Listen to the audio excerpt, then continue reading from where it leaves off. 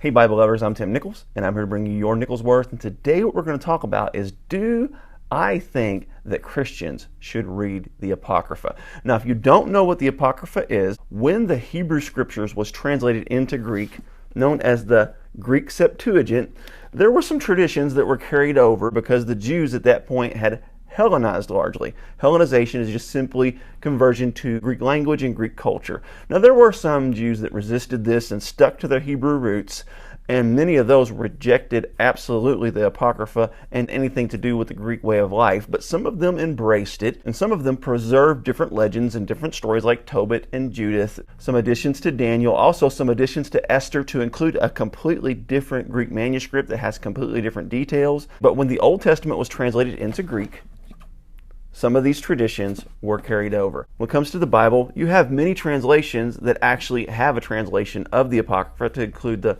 RSV, for example, here, the NRSV, the ESV even has a translation of the Apocrypha, and even the King James had its own translation of the Apocrypha. So there's some pretty interesting aspects about this. So why should Christians read the Apocrypha? Here are my 5 reasons. Number 1 is it fills in the historical gaps between the Old and New Testament. When you exit the Old Testament world, it ends with a prophetic voice promising the restoration of Israel through a forerunner and a Messiah.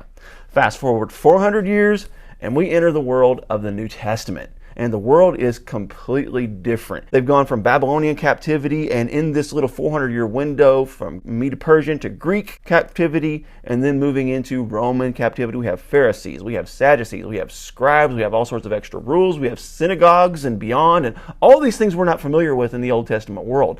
And while the Apocrypha does not explain all this, it does bridge the gap where it's not so jarring. So that's one reason. Reason number 2 is because it has always been considered significant reading, even by those who never considered it inspired. It was placed in between the testaments of the early English Bibles to include the Geneva Bible, to include the Great Bible, to include even the beloved King James.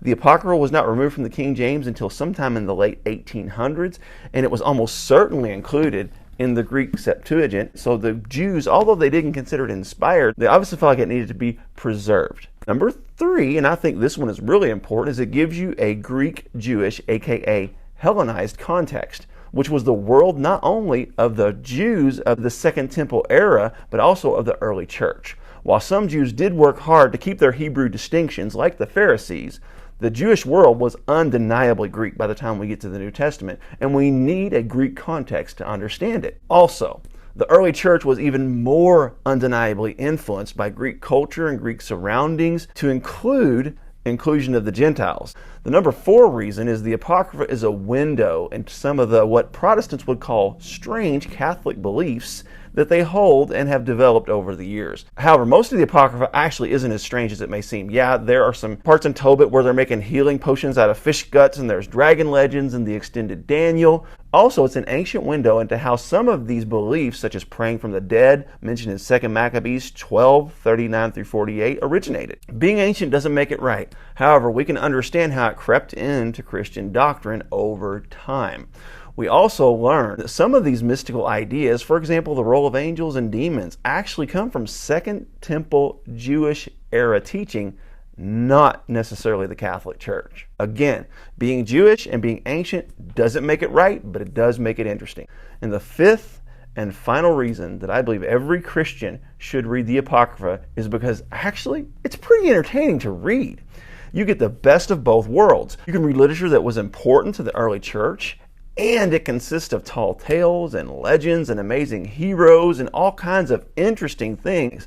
I don't think it should be included as scripture, obviously. And I plan to make a separate video about that. But when you read it, you do have to keep in mind there is no establishing doctrine or truth from this. It's just fun to read, and in my mind, it's extremely useful for these reasons. So, do you read the Apocrypha, or do you completely reject it? Do you think it's helpful? Do you think it's useless? Give me your thoughts in the comments. God bless you. Keep calm. Jesus on. This is your Nichols Worth.